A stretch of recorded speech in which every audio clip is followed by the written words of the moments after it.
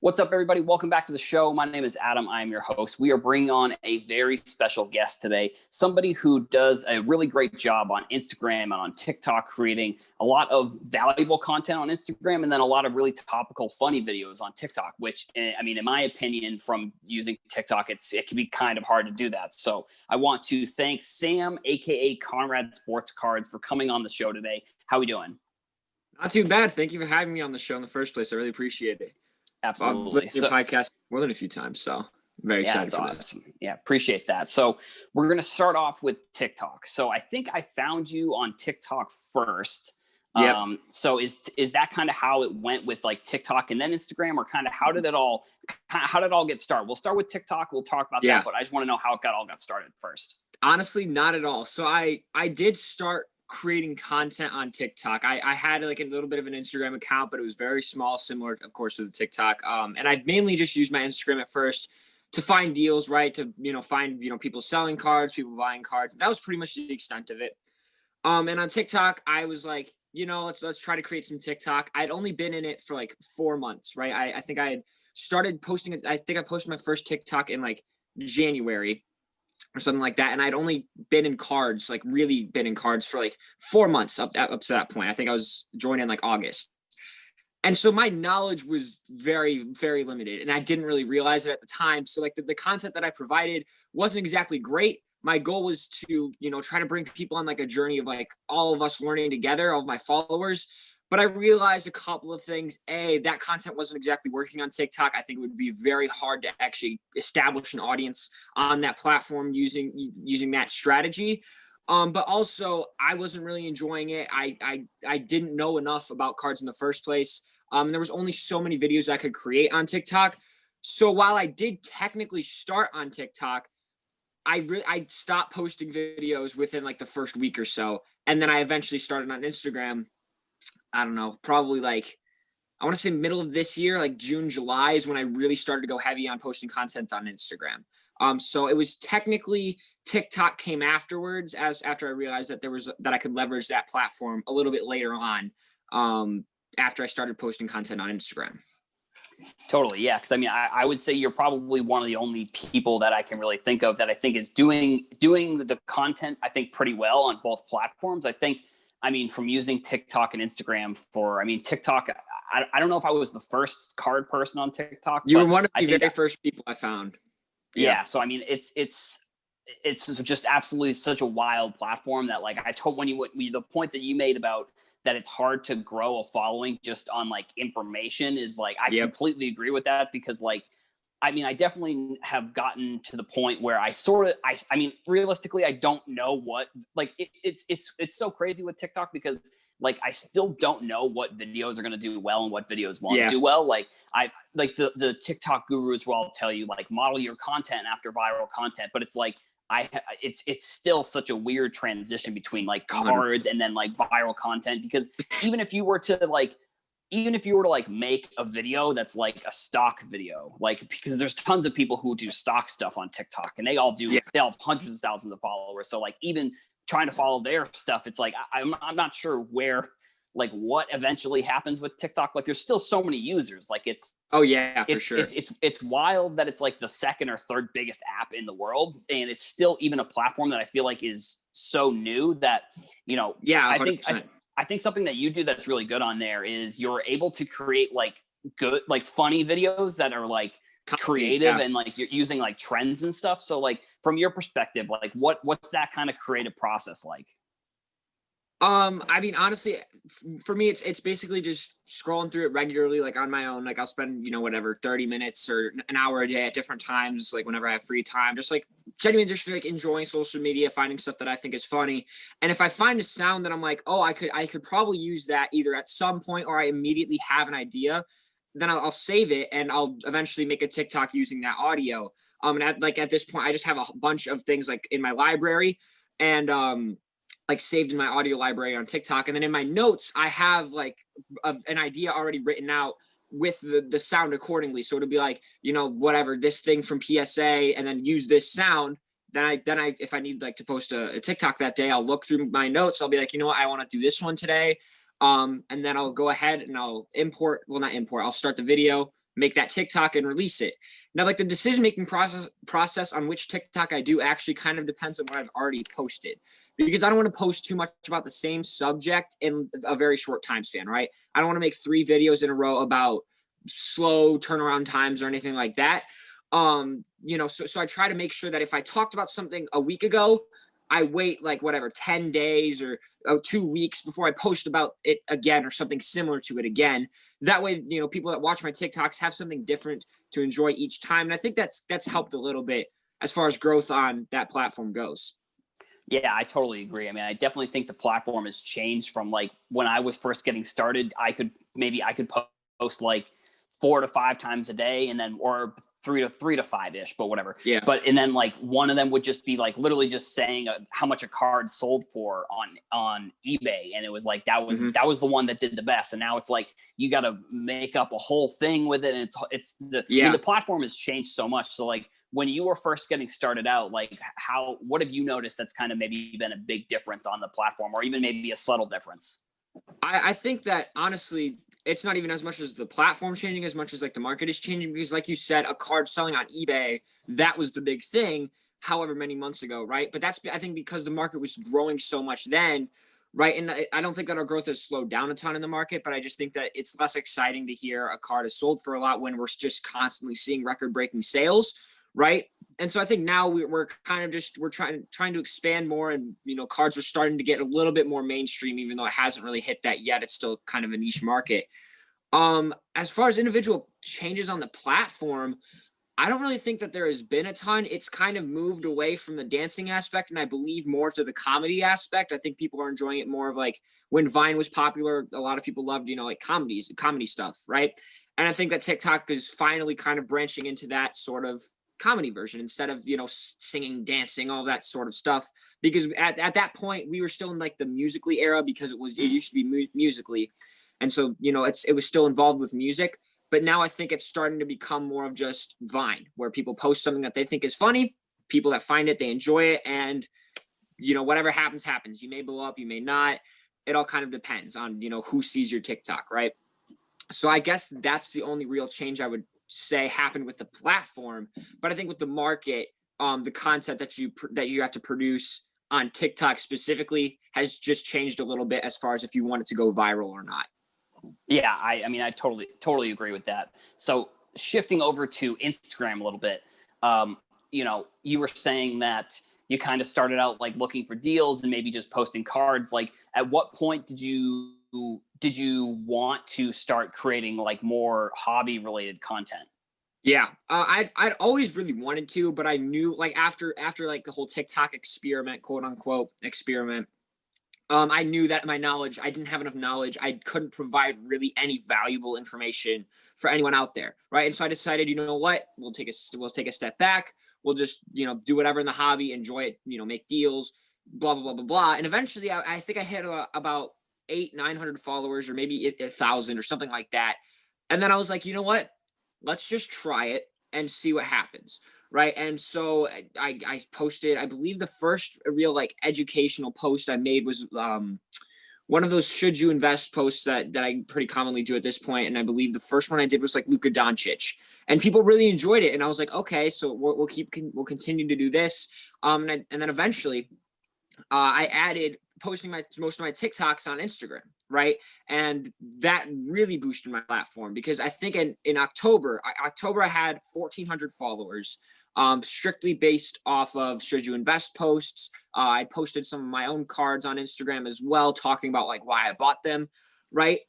And then I started posting my TikToks on Reels. I don't know if you do that, but if you don't, that's a very it would help boost your platform a lot. The meme James, obviously, I think many of us in the hobby know him. He told me about this. Because Instagram is trying to compete with TikTok. Obviously, their algorithm really pushes out Reels a lot. So if you post on Reels, like whatsoever, you're going to get a good amount of views there, because the algorithm favors Reels so often. And I took that and I was like, you know what? Let's just post a lot of our comedy-based Reels onto Instagram, and I think that would help, and it really did. I mean, I don't think it was just because of the algorithm. I do think that people enjoyed comedy more in the hobby. Obviously, I think that's why the meme James has one of the biggest, card-based accounts, you know, obviously in the hobby. But also obviously because of the algorithm. And by the end of the year, I had doubled my followers just in that 2 month span, I believe, probably mostly because of those reels that I was posting. And I think that, yeah, I started posting stuff. I decided to start posting stuff in the hobby around June or July, around 1,000 followers, because I felt that my knowledge was much better, obviously, than what I had when I first started posting on TikTok in like January. Totally, yeah. And something that you said there that I went through the like exact same process, and I'm actually it's really cool to hear that that's kind of a process that other people have gone through. Was like when I first started doing content, like a year or two ago, I was making the content, and there was like a bunch of things that I was making a bunch of mistakes on, of like not realizing something. So like I sort of started out with some investing stuff and some market related stuff, and that was after doing more just like graphic design and hobby related content. And then there was literally a point where if you scroll back, I think there's like some random Bowman autograph that I bought that I was like, I want to come clean here. I don't think I know enough about the market to give people advice. So, you know, hearing that that's something that other people have done, like, was there, so that moment specifically, do you remember like what was there a moment where you like sat back and you realized like, I don't know as much as maybe I think I do? Or like, was it just like you just decided to make a shift and more focus on like doing more player research versus that, or kind of how did that go? I mean, I'd say it was kind of a mix of both. I think like it started out, I sat back because I'd posted a couple of videos on TikTok for like a week, right? Because I had like a plan, I had some stuff that I was going to do. And then I sat back and I realized I don't even have enough content to continue posting like every 3 days, because my knowledge is just so small, right? Like I looked at the stuff I was going to post and I'm like, once I post this, I don't have anything. I have zero ideas. And like that continued for like 2 or 3 days. And the list just kept getting shorter, obviously, because I was posting stuff. And I was like, if I don't have anything to post now, then I obviously, I just have to realize I don't know enough about the hobby to really inform people about, you know, what they should or should not be doing or anything like that. And so it kind of just went, you know, like that during that, whatever, you know, 3 to 6 month span of me not posting anything, informal about the hobby. That was just when I was like really paying attention to like the NBA bubble, you know, or getting ready to pay attention to the NBA bubble. That was like towards the beginning of the year. And so those last 2 months, I was really watching more basketball, because I still don't watch a ton. If I have the time, I will. But you know, I don't have a ton. So I constantly am like listening to other people talk about it. Just on YouTube, there's a lot of great people, you know, coaches and analysts and all of the above, that really help inform you about the game of basketball. If you guys want to find anyone like that, there's plenty of sources. But that's kind of just what I was doing during that 6 month span. And I realized, you know, eventually I was like, I actually know a lot about basketball, you know, the game of basketball, you know, scouting quote unquote players, and, you know, seeing what their strengths and weaknesses are, and, you know, having an outlook about what their careers could look like, and individual teams. Like my knowledge about the NBA as a whole really just grew a ton during that span. And I was like, that's going to be my niche for now. I'll start posting about individual players and then go from there. Right. And eventually, you know, it blossomed into what it is today. Yeah, that's really, really awesome. I mean, the content's really great. And I think, you know, it's anytime someone is willing to spend the time to like learn how to make content. Cause like, in my opinion, I think it's within the hobby, it can be very easy to it can be almost easy to underthink things. Like it can be easy to just go on a trend or just do something because you see other people doing it. And I think that even though there's like a ton of people that do like investment type stuff, I think that, you know, you're very, you're thinking about a lot of this stuff a lot. And I think the writing, you can definitely tell when you're writing the stuff that you're writing. Yeah. I will say that I think one of my advantages is because I'm younger, right? So a lot of I think what is the word? I think I pull in a lot of people my age more. I think that they can just relate to me more, and they're automatically like, you know what, I like him. I follow his energy. And I think that's a majority of the audience on Instagram is people my age, at least involved in the hobby. I think a lot of, you know, the people with just like boatloads of money that are, crazy rich, and they're not on Instagram. So not all of them aren't on Instagram, but not a lot of them are on Instagram. And I think that was just one of my biggest advantages as far as, getting an audience. But you're right. It is easy to underthink things. It's easy to just follow a trend, because I believe, I don't know, like two to three, not 2 to 3, probably like a week ago, people were, there was one guy I saw that posted, a funny little paragraph, like mocking Seablez, or I don't even know his name, full name, like mocking his like card thought of the day. And I thought it was kind of funny, like creative. Yeah. And then I saw like 6 other people do it. And I'm like, it was funny the first time, but you can't just do what he did and recreate it. You have to put your own spin in it. You have to put your own twist in it. There has to be something that separates you from everyone else if you actually want to gain traction and gain attention as a content creator, not just in sports cards, but in general.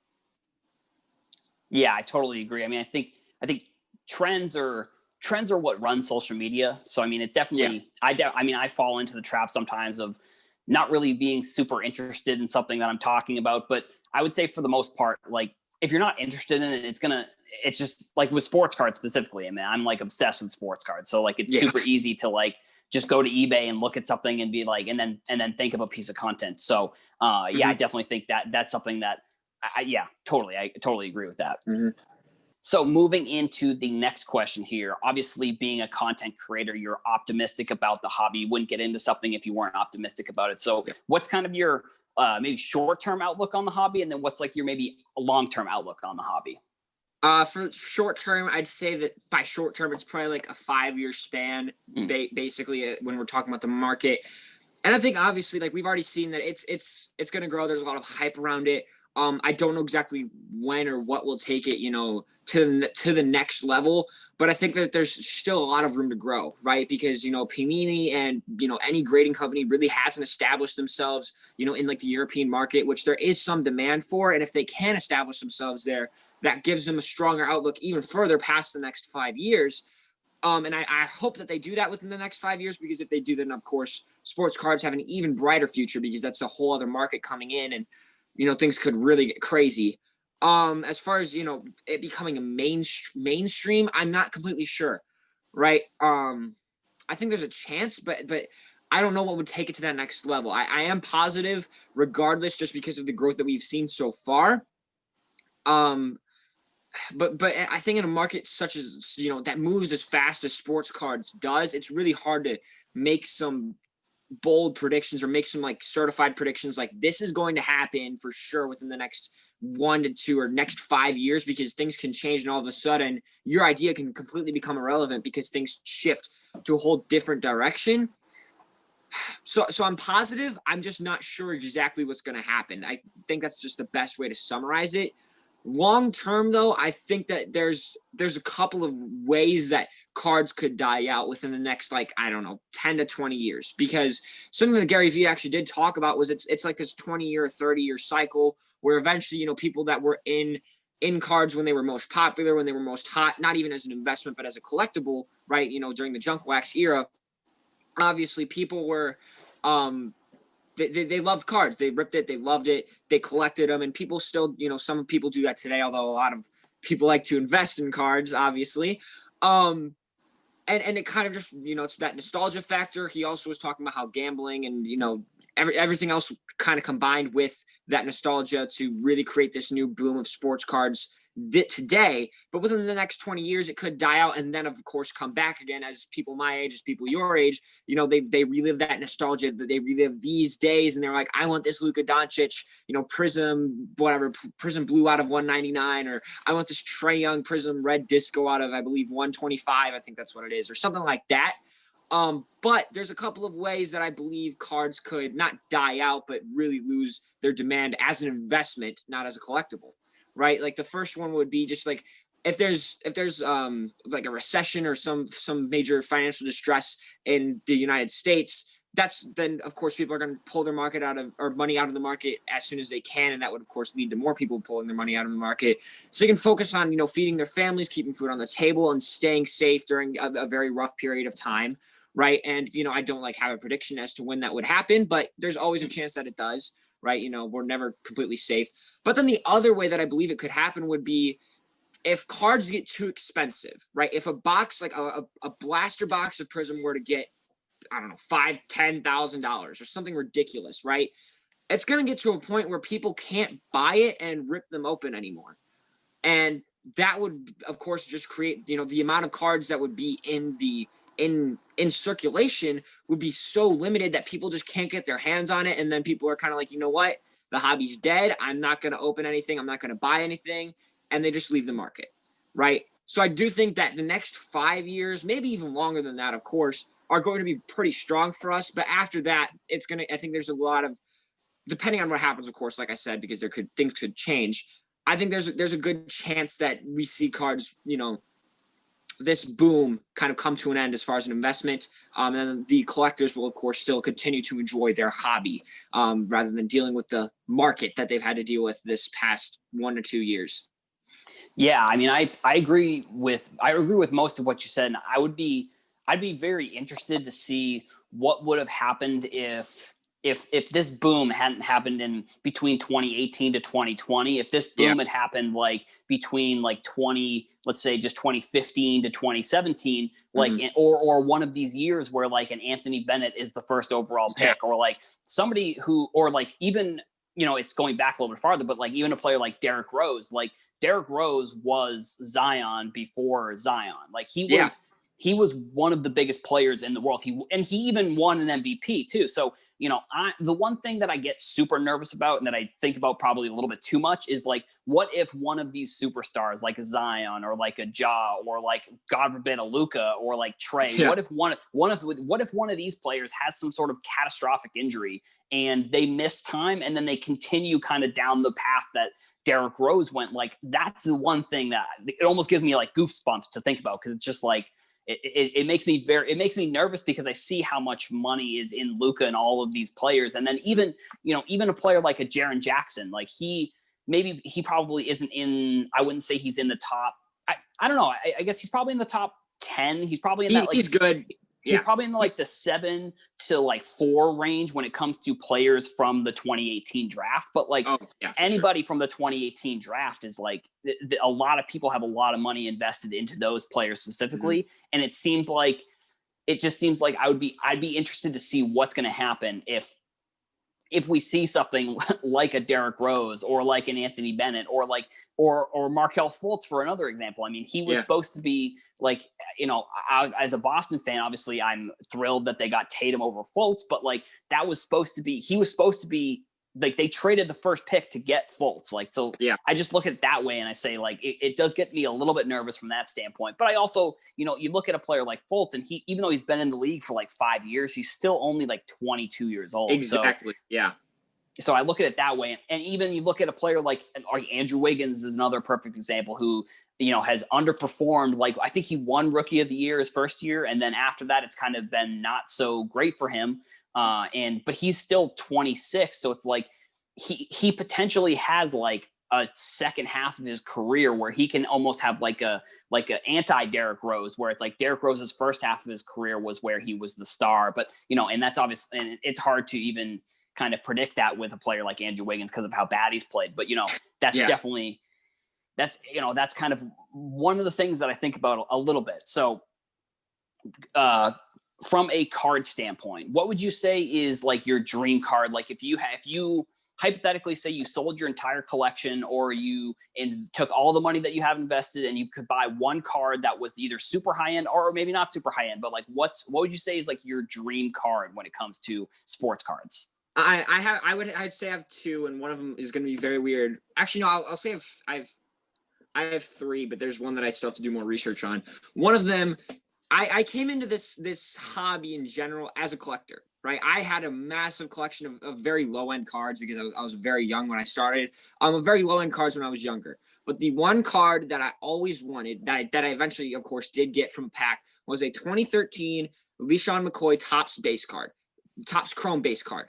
most random card on the planet, not a rookie year, nothing like that. But that's when I got into the hobby. Those were the packs I was ripping, and that is the player I fell in love with the most. And I do plan on buying this card for like my personal collection eventually, but that is one of my dream cards because that is the biggest nostalgia factor for me. When I pulled that card, I lost my mind. That was one of the first cards of his I got, and I was like, oh my gosh, look, Mom, I got LaShawn McCoy, right? And I'm going to definitely be looking at buying that card. Muggsy Bogues is also my favorite player of all time in the NBA. So if I can just get a rookie card of his in general at some point, I'm definitely going to do it. I would like it to be a PSA 10 or a 10 in general. Doesn't matter if it's PSA or BGS. But a gem mint card of Muggsy Bogues, a rookie card of Muggsy Bogues. But like a dream card would obviously like be some one-of-one national treasures. But the question is like what player? Because I do have a lot of respect for a lot of players, but I don't have a favorite player. I'd probably say Paul George or Derrick Rose. I grew up. I'm in Indiana. I'm a Pacers fan. But we're actually very close to Chicago. And so Chicago was always like that second team that I would watch if I wasn't paying attention to the Pacers, right? And I love Derrick Rose, even during the times where he was slowly kind of declining throughout his career. So if I could get like a one-of-one national like high-end flawless of him in his Bulls uniform or of Paul George in his Pacers uniform, I'd probably say one of those. So those would be like my 4 dream cards. I know you said 1, but those would be my 4, all pretty much tied in that same category. I don't think I'd want one or over the other except for that LaShawn McCoy. I really want that card. That is my number 1.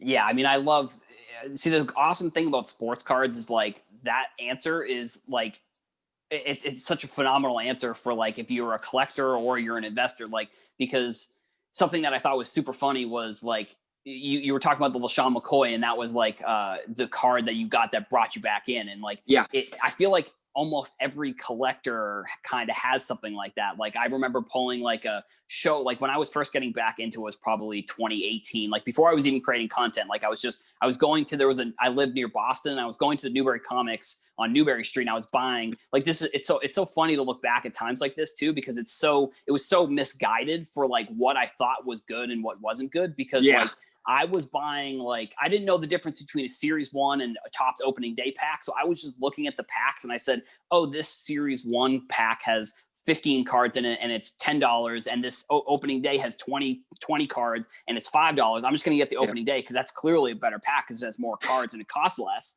But like, so I was buying probably Series 1 or Series 2, and I forget exactly which pack it was, but I pulled the Shohei Ohtani and I was like, wow, this is like such an awesome card. And then you like look it up, and this is kind of how I think this is one of the ways that my journey kind of started, was I looked up like, oh, what's the value of this card? Like it must be super expensive, because like I was getting back into it from playing like Madden Ultimate Team and like MLB The Show, and I was listening to Gary Vee at the time too, where he was talking about selling sports cards. So in my mind, I was like, there's got to be a way to flip cards like I'm doing in Madden and in The Show in real life. So like I got the Ohtani, and then I looked it up, and there was like a billion different Ohtanis that were all rookie cards. I'm like, okay, I have no idea what I'm doing. So that it's it's so fun to kind of get back into it because of one specific thing.